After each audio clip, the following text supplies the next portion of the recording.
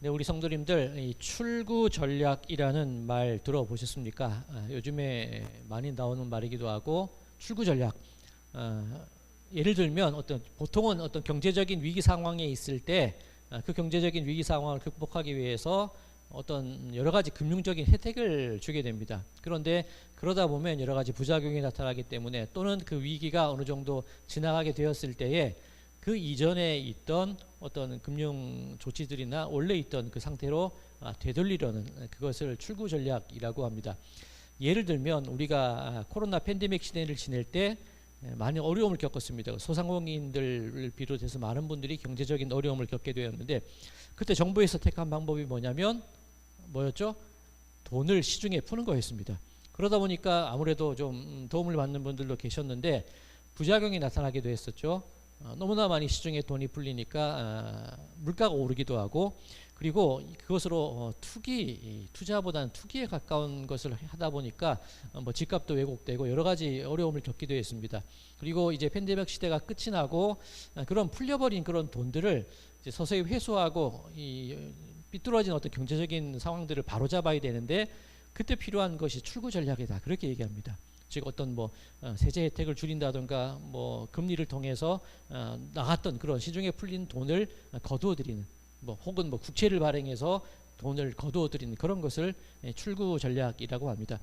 원래는 이 베트남 전 때 미국이 승리의 가능성이 없음을 알고 어떻게 하면 베트남에 파견되어 있는 그 군인들을, 병사들을 안전하게 데려올 수 있고 그 전쟁을 어떻게 마무리할 수 있을까, 그 방법을 출구 전략이라는 말로 사용하기 시작을 했다고 합니다. 왜 이런 말씀을 드리냐면, 제가 주중에 이 로마서를 묵상하는 가운데 이 출구 전략이라는 이 말이 계속해서 떠올랐기 때문입니다. 자, 어떤 이유로 그런 생각이 떠올랐느냐면, 오늘 이 본문 말씀을 보면 오늘 본문의 주요 내용은 의인은 없나니 하나도 없다, 그 말씀입니다. 이 로마서의 중요한 내용이기도 하고, 그리고 우리 그리스도인들의 삶 속에 있어서도 아주 중요한 그런 원리, 중요한 진실 중에 하나가 이것이지요. 자, 모두가 죄인이라는 그런 의미입니다. 자, 오늘 로마서 3장 오늘 읽은 본문 몇 절이죠? 오늘 읽은 본문 9절에서 18절에 이르기까지 그 전에 있는 내용들을 가만히 쭉 살펴보시면 이 사도 바울이 편지 초반부임에도 불구하고 거의 부정적인 내용으로 편지가 가득 채워져 있었습니다. 처음에는 로마 교회에 대한 인사로 시작이 됐었죠. 그리고 나도 이 로마 교회 가기를 원한다, 바울의 소망이 있었고요. 그리고 이 로마에 있는 사람들의 여러 가지 죄악된 것들을 폭로했습니다. 온갖 음행하는 일들, 온갖 죄의 목록들을 쭉 보였었죠. 그렇게 죄인이라는 겁니다. 그 이후에 로마서 2장에 들어가서 너희들도 이방인들이나 예수님을 알지 못하는 사람들이 그렇게 죄를 짓고 살았는데 유대인들이나 우리들도 그렇게 다르지 않다는 겁니다. 너희들이 판단하는 그 판단으로 판단을 받을 것이다. 유대인들 역시 별반 다르지 않다는 내용이에요. 유대인에게 말씀이 주어졌지만 그 말씀을 잘 활용을 했느냐, 선용을 했느냐, 그렇지 못했다는 거죠.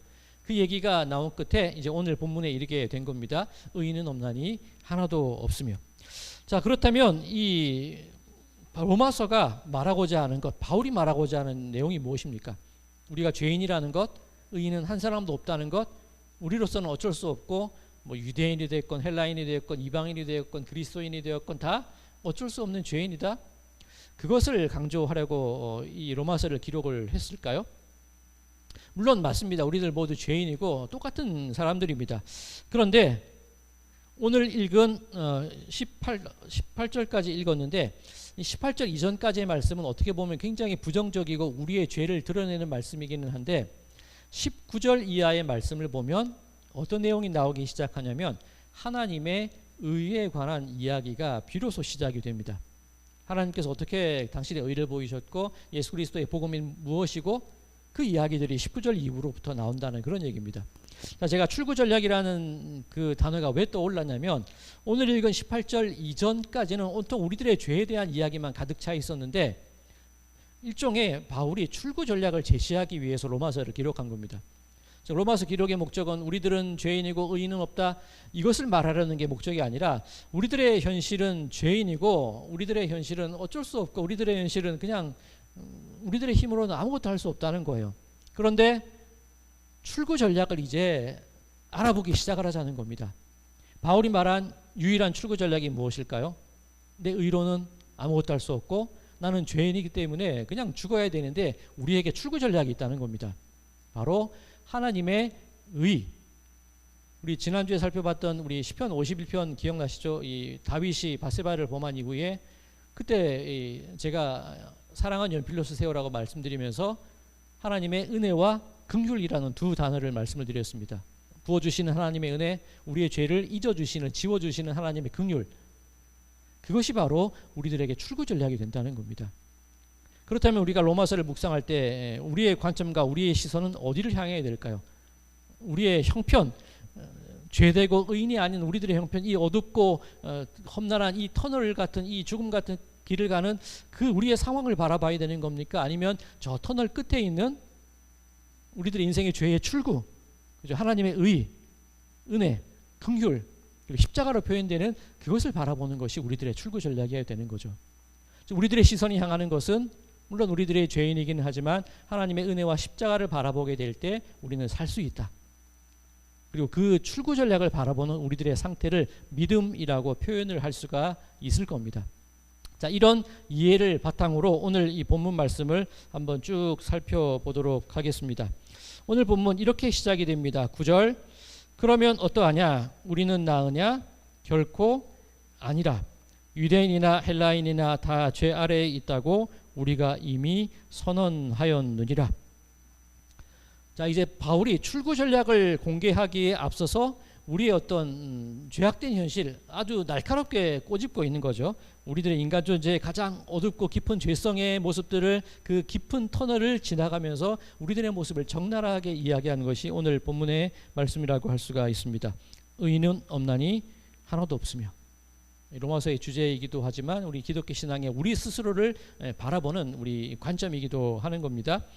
자, 그런데 이 오늘 말씀 이 살펴보면 바울이 의인은 없다고 말한 이 부분이 사실은 다른 구약 성경에서 인용한 말씀입니다. 어떤 말씀을 인용했나? 10절과 11절, 12절까지 제가 읽어드리겠습니다. 기록된 바 의인은 없나니 하나도 없으며 깨닫는 자도 없고 하나님을 찾는 자도 없고 다 치우쳐 함께 무익하게 되고 선을 행하는 자는 없나니 하나도 없도다. 자, 이 말씀이 어디에서 인용이 되었을까요? 기억에 각주가 붙어 있습니다. 각주 기억을 보면 시편 14편 1절 이하 이렇게 되어 있죠. 그리고 그 이후의 말씀들 쭉 보면 우리들의 처참한 모습들이 나와 있어요. 우리들의 목구멍은 열린 무덤이고 혀로는 뭐 속임을 일삼고. 그런데 각주들이 참 많이 있습니다. 그렇죠. 이 각주들을 보면 시편에서 인용된 말씀들입니다. 물론 이사야에서 인용된 말씀도 있는데 그 이사야 말씀도 결국은 시편에서 인용이 되었거든요.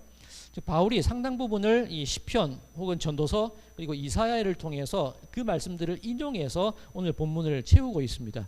즉 우리들의 죄된 모습을 하나님의 말씀인 구약의 말씀을 인용하여서 우리들의 현실의 모습을 폭로하고 있는 그런 장면이라고 할 수 있습니다. 자, 그렇다면 의인은 없다, 의인은 하나도 없다, 이 말뜻이 정확히 무엇을 의미하는가? 바울이 인용한 원래의 말씀을 살펴보면 그 뜻을 알 수가 있겠죠. 자, 그렇다면 우리는 시편 14편을 잠깐 살펴보아야 할 것입니다. 시편 14편 1절에서 3절까지 제가 읽어드리겠습니다. 어리석은 자는 그의 마음에 이르기를 하나님이 없다 하는도다. 그들은 부패하고 그 행실이 가증하니 선을 행하는 자가 없도다. 여호와께서 하늘에서 인생을 굽어 살피사 지각이 있어 하나님을 찾는 자가 있는가 보려 하신즉 다 치우쳐 함께 더러운 자가 되고 선을 행하는 자가 없으니 하나도 없도다. 자, 여기서 의인은 하나도 없다는 말씀이 인용이 된 겁니다. 그런데 이 로마서 본문에는 의인은 한 명도 없다, 하나도 없다 그렇게 되어 있는데 시편에는 어떻게 되어 있습니까? 어리석은 자라는 어떤 사람에 대한 개념이 등장을 합니다. 그러면 의인이라는 말에 반대되는 말이 어떤 뜻일까요? 의인에 반대되는 말? 악인일까요? 우리는 의하면 그저 의, 악, 선, 악 그런 생각을 가지고 있는데 이 성경이 말하는 의인에 반대되는 말은 어리석은 자라는 거예요. 어떤 어리석은 자입니까? 어리석은 자는 그의 마음에 이르기를 하나님이 없다 하는도다. 자, 하나님이 없다고 말하는 사람이 어리석은 자고 의롭지 못한 사람이라는 그런 뜻이 되는 겁니다.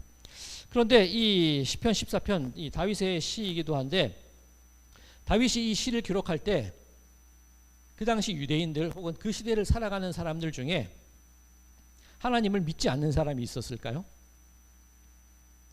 자, 하나님이 없다 하는 사람을 보통 우리는 이 무신론자라 그럽니다. 그러죠? 하나님은 없어, 신은 없어, 하나님을 부정하는 사람을 무신론자라고 말을 하기도 합니다. 그러면 이 시편 14편에 나온 하나님을 없다라고 말하는 어리석은 사람이 무신론자를 의미하는 걸까요? 이 당시 다윗이 이 시를 쓰고 이 시가 읽혀지던 당시 유대인들 혹은 그 주변을 살고 있던 사람들 하나님을 다 믿던 사람들입니다. 무신론자라고 할 수 있는 사람이 없다고 할 수 있어요. 이방인들은 하나님을 믿지 않았냐 그렇게 하실 수도 있는데 이방인들도 여러 신들 가운데 하나님을 알았어요. 그죠? 서로 전쟁을 할 때 언약궤가 오는 것을 보고 어떻게 반응합니까? 두려워 떨거든요. 그 말은 이방인들도 하나님의 존재를 알고 믿고 있었다는 얘기입니다. 유대인들도 마찬가지겠죠. 그러면 이 시편 14편에 하나님이 없다, 마음에 하나님이 없다라고 생각하는 사람이 있다는 이 말은 무신론자, 하나님의 존재를 부정하는 사람이 아니라 하나님을 믿고 있고 하나님을 믿는다고 여호와 하나님을 믿는다고 고백하는 사람인데 말은 하나님을 믿고 하나님이 계시다라고 고백을 하면서 살아가는 행동은 하나님 없는 것처럼 살아가는 사람들, 그 사람들을 가리켜서 마음에 하나님이 없다 이르는 그 어리석은 사람들이라는 겁니다.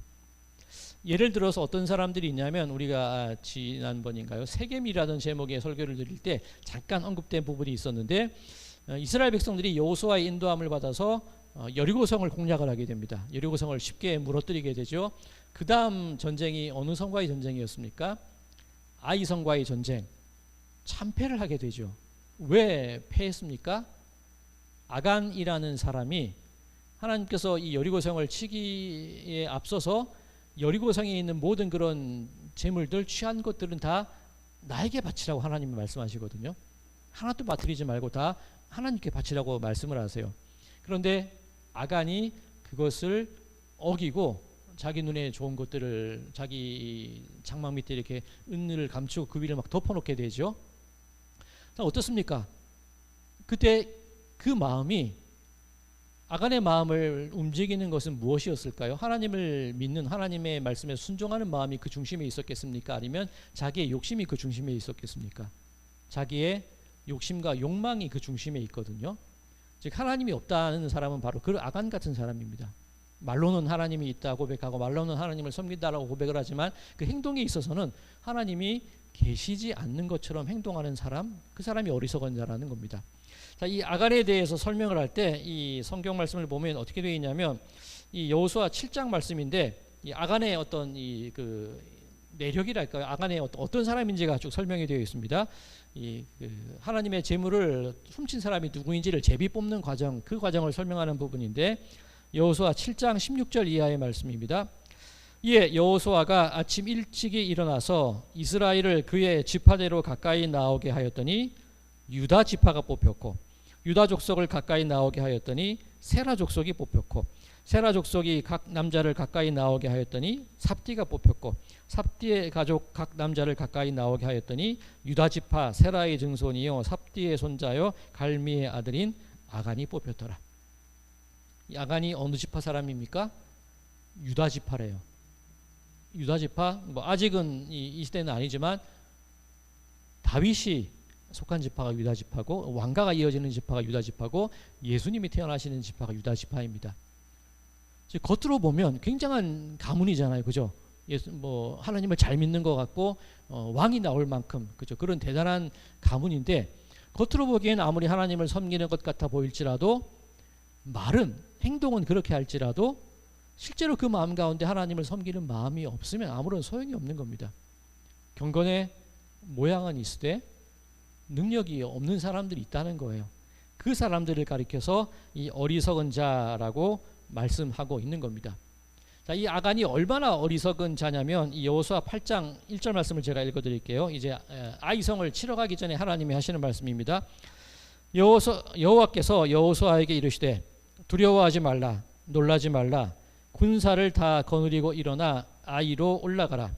보라, 내가 아이 왕과 그의 백성과 그의 성읍과 그의 땅을 다 내 손에 넘겨주었으니 너는 여리고와 그 왕에게 행한 것 같이 아이와 그 왕에게 행하되 오직 거기서 탈취할 물건과 가축은 스스로 가지라.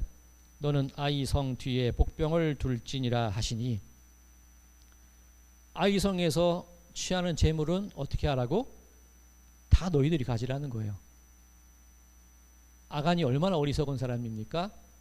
재물이 가지고 싶고 탐이 났는데 가만히 있으면 하나님이 알아서 챙겨주시는 분이에요. 하나님은 어련히 알아서 챙겨주시는 분이에요. 그런데 그 하나님을 믿지 못하고 내 마음속에 욕심이 나의 중심을 자리 잡고 내 마음속에 내 생각이 자리 잡고 있으니 하나님이 없는 것처럼 행동하는 겁니다. 그게 어리석은 행동이라는 거예요. 이제 시편 14편 계속해서 다시 읽어 나가겠습니다. 어리석은 1절 다시 읽을게요. 어리석은 자는 그의 마음에 이르기를 하나님이 없다 하는도다. 그들은 부패하고 그 행실이 가증하니 선을 행하는 자가 없도다. 자, 여기서 선을 행하는 자라고 되어 있는데 이 선이라는 게 악과 반대되는 의미가 아니겠지요. 성경이 말하는 선은 무엇입니까? 부패하고 행실이 가득한 자, 마음에 하나님이 없다고 하는 자, 내 마음에 내 욕심과 내 생각과 욕망이 나의 주인이 된 자가 선하지 못한 사람이라는 그런 뜻입니다. 즉 성경이 말하는 의라는 것, 성경이 말하는 선이라는 것은 뭐 옳은 일을 행하고 바른 일을 행하고 뭐 정의롭고 그것이 아니라 내가 과연 하나님을 내 주인으로 섬기고 있는가? 내가 하나님을 주인으로 섬기는 내 삶 속의 행동들이 그대로 드러나고 있는가? 그것이 의, 선, 성경이 말하는 그 개념이라는 겁니다. 자, 계속해서 2절입니다. 여호와께서 하늘에서 인생을 구별 살피사 지각이 있어 하나님을 찾는 자가 있는가 보려 하신 듯 다 치우쳐 함께 더러운 자가 되고 선을 행하는 자가 없으니 하나도 없도다. 여기서 하나님을 찾는 자가 있는가 하나님이 보시는 거예요. 하나님을 찾는 자가 있는가, 즉 하나님을 찾는 자가 의로운 사람이라는 겁니다. 하나님을 찾기 위해서 하나님을 내 삶의 주인으로 삼은 자가 선을 행하는 자라는 그런 뜻입니다. 자, 이런 맥락 속에서 우리 로마서 3장으로 다시금 돌아오면 의인은 없나니 하나도 없으며, 자, 어떤 뜻이 되겠습니까? 내가 내 삶의 주인으로 살아가는 그것이 우리들의 모습이라는 겁니다. 내 인생을 가만히 돌이켜보니까 내 마음대로 입술로는 하나님을 나의 주인으로 고백하고 있지만 행동은 하나님이 안 계신 것처럼 내 마음대로 그렇게 엉망으로 살아가는 그 인생이 바로 내 모습이더라는 겁니다. 자, 계속해서 이어지는 이 로마서 본문으로 돌아와서 계속해서 이어지는 말씀을 한번 쭉 볼까요? 이제 나의 그런 의인되지 못한, 선하지 못한 나의 모습들을 보여주고 있는 그런 내용들입니다. 그런데 이 13절 이후의 말씀을 쭉 보면 이 불의한 자, 하나님을 믿지 않는 자, 의롭지 못한 자, 선을 행하지 못한 자, 그 사람에 대한 모습이 묘사되고 있는데 우리 신체 기관들의 이름들이 나와요. 그죠? 우리의 불의함을 묘사할 때 우리 신체 기관을 통해서 표현하고 있습니다. 어떤 신체 기관이 있습니까? 목구멍, 혀, 입술, 입, 발, 눈. 자, 어떤 순서와 어떤 패턴이 있죠. 어디서부터 시작을 합니까? 우리들의 속에서부터, 그죠? 우리들의 속에서부터 이 목구멍을 거쳐서 혀를 거쳐서 입술을 거쳐서 입을 거쳐서 우리들의 발까지 나오는 모습이에요. 그죠? 우리 중심으로부터 우리들의 삶의 행동으로까지 표현되는 그 과정이 이렇게 시편 말씀을 인용해서 나와 있습니다. 즉 바울이 말하고자 하는 게 이거예요. 시편 말씀을 여기저기서 인용하면서 표현하고자 하는 것이 무엇이냐면 우리들이 의롭지 못하고 우리들이 죄인이고 우리들이 내 스스로가 하나님을 섬긴다 하면서 섬기지 못하고 있는데 마음으로부터 그런 죄를 짓고 있더라는 겁니다. 마음으로부터 하나님이 나의 주인임을 인정하지 못하고 그것이 내 혀를 통해서, 내 입술을 통해서, 내 입을 통해서 표현이 되는 겁니다. 그리고 이 발과 눈이라는 것은 어떤 실천을 의미하는 거죠. 그러니 내 마음, 내 생각, 내 입술의 고백, 내 행동, 그 어느 것 하나라도 하나님을 나의 주인으로 올곧게 고백하지 못하는 그 현실이 바로 우리들의 모습이더라는 겁니다. 즉 말과 행동, 생각과 행동, 생각과 말, 내 마음과 내 표현되는 말이 다 일치되어야 되는데 그것이 다 따로 논다는 거예요. 입술로만 예수님이 나의 주인이고 입술로만 하나님을 고백하고 생각은 다른 걸 생각하고 있어요. 어떻게 내가 내 삶을 이끌어가야 되고 무엇을 투자를 해야 되고 어떻게 살아가야 되고 마음으로는 엉뚱한 걸 품고 있다는 겁니다. 온갖 욕망과 내 보이기 힘든 그런 추악한 것들이 내 속에 가득 들어차 있다는 겁니다. 마음, 생각, 입, 행동 그 모든 것이 다 따로따로 살아가는 것이 우리들의 인생의 모습이라는 겁니다. 그게 죄인의 모습이고 의롭지 못한 자의 모습이라고 바울이 고발을 하고 있습니다. 자, 그렇다면 하나님이 내 삶의 주인이심을 고백하는 사람의 삶은 어떤 모습일까요? 바울은 로마서 10장에서 그것을 이렇게 표현하고 있습니다. 로마서 10장 9절에서 10절입니다. 내가 만일 내 입으로 예수를 주로 시인하며 또 하나님께서 그를 죽은 자 가운데에서 살리신 것을 내 마음에 믿으면 구원을 받으리라. 사람이 마음으로 믿어 의에 이르고 입으로 시인하여 구원에 이르느니라. 어떤 뜻입니까? 내 마음에 품은 것과 내 말로 하는 것이 같아야 된다는 것이죠.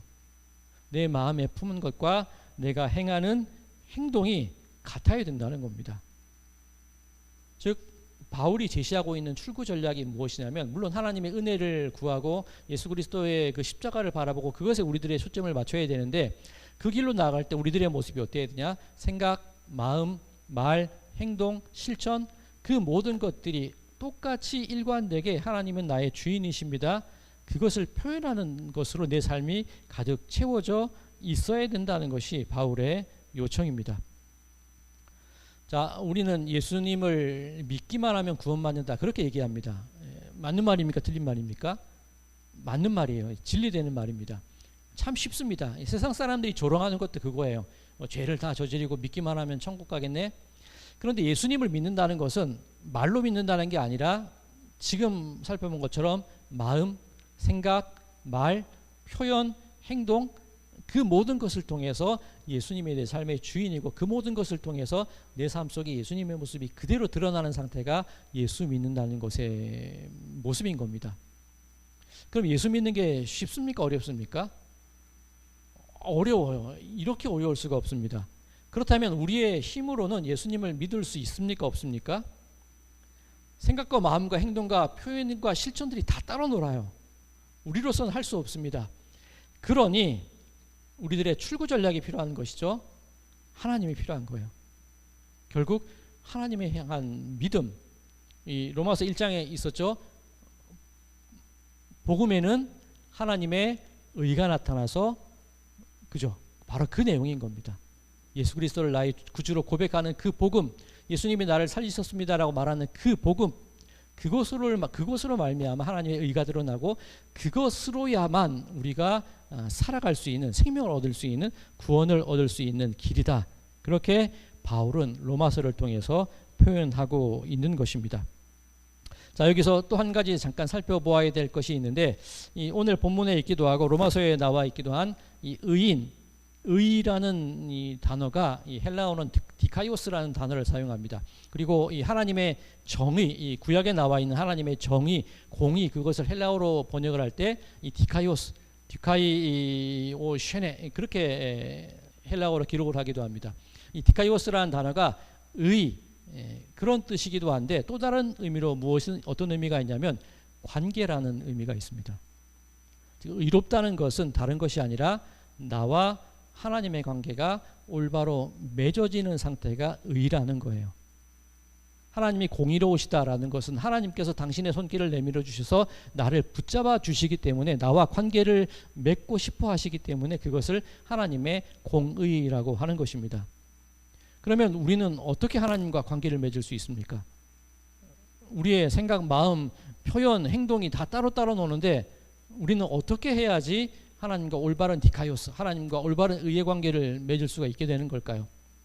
자, 우리 교회 참빛교회 이 이름 정말 좋은 이름이에요. 정말 감사하게도 이 아름다운 이름을 잘 주신 것 같습니다. 요한복음 1장에 우리 어떻게 표현이 되어 있죠? 참빛, 세상에 와서 각 사람에게 비추는 빛이 있었으니, 그죠? 그런데 그 빛을 사람들이 영접했다고 합니까? 영접하지 않았다고 합니까? 영접하지 않았대요. 그 다음 구절이 어떤 구절입니까? 영접하는 자, 곧 그 이름을 믿는 자에게는, 영접하는 자, 곧 그 이름을 믿는 자에게는 하나님의 의가 나타나고 하나님의 구원이 나타나고 하나님의 은혜가 나타나고 하나님의 긍휼이 나타난다는 겁니다.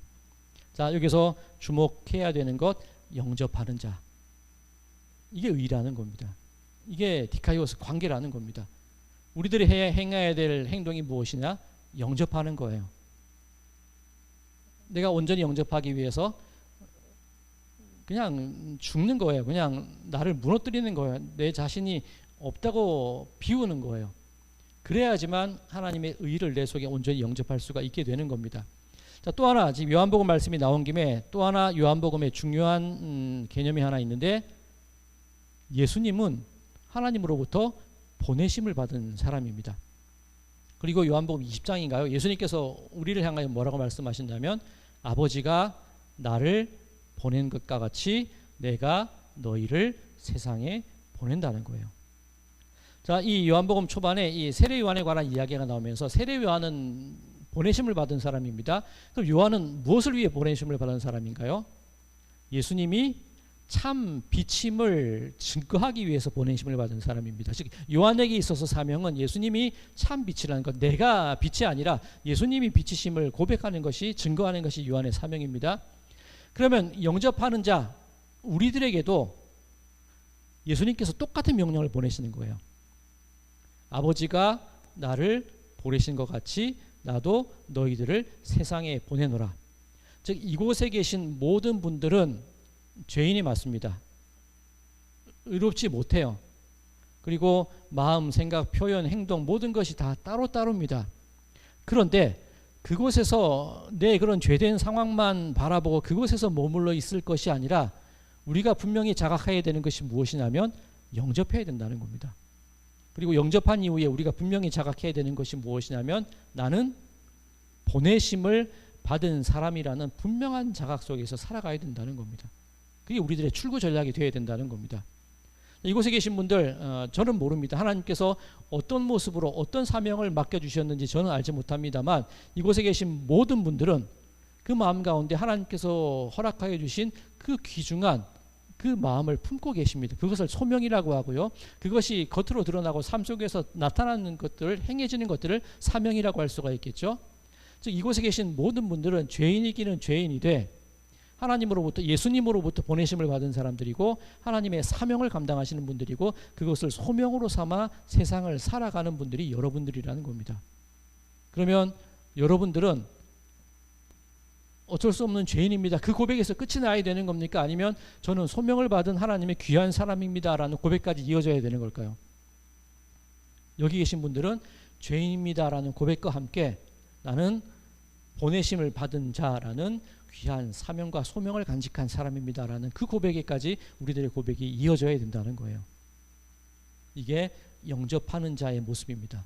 이것이 디카이오스, 이것이 하나님과 나와의 올바른 관계가 맺어진 사람의 모습이라는 겁니다. 즉 이것이 바로 의인의 모습이고 이것이 바로 선한 일을 행하는 자의 모습이라는 뜻이 되는 겁니다. 사랑하는 성도 여러분들, 이제 말씀을 정리할까요? 분명 우리들은 이 어둡고 긴 인생의 터널을 지나고 있는 것이 사실입니다만, 우리들은 이 터널로부터 우리를 구원하여 주실 출구 전략을 짜고 계시는 그 하나님께 우리들의 삶을 맡겨야 될 겁니다. 하나님은 우리를 향하여서 분명한 출구 전략을 세우셨는데 당신의 의로운 손길로 우리를 인도하실 것이고 예수 그리스도의 보혈로 씻어 주실 것이고 긍휼로 지워 주실 것이고 그리고 우리들 각 사람에게 세상을 향해 보낸다는 사명을 주셨습니다. 그러면 우리들은 하나님의 구원을 온전히 받아 누리기 위해서 그 출구 전략에 합당한 일들을 행해 나가는 것이 우리들의 삶의 모습이어야 하겠지요. 그것이 바로 우리가 하나님을 사랑하는 길이고 하나님을 믿는 길이 될 것입니다.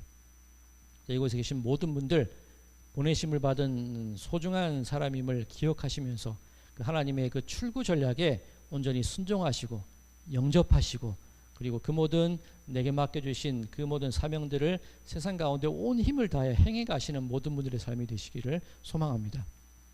그것으로 구원받는 건 아닙니다. 구원에 있어서는 하나님께서만 구원의 주인 되시고 그리고 우리들의 삶 속에 주어진 사명으로 볼 때 그런 일들을 행해 나가야 된다는 그런 의미입니다. 말하기는 우리 출구 전략 하나님께서 세워주신 그 출구 전략을 믿으심으로 삶 속에서 하루하루 세상 속에서 싸우고 승리하고 이기고 거짓된 빛이 아니라 참된 빛을 향하여서 한 걸음 한 걸음 다가가시는 우리 모든 분들의 삶이 되시기를 주님의 이름으로 간절히 축원드립니다.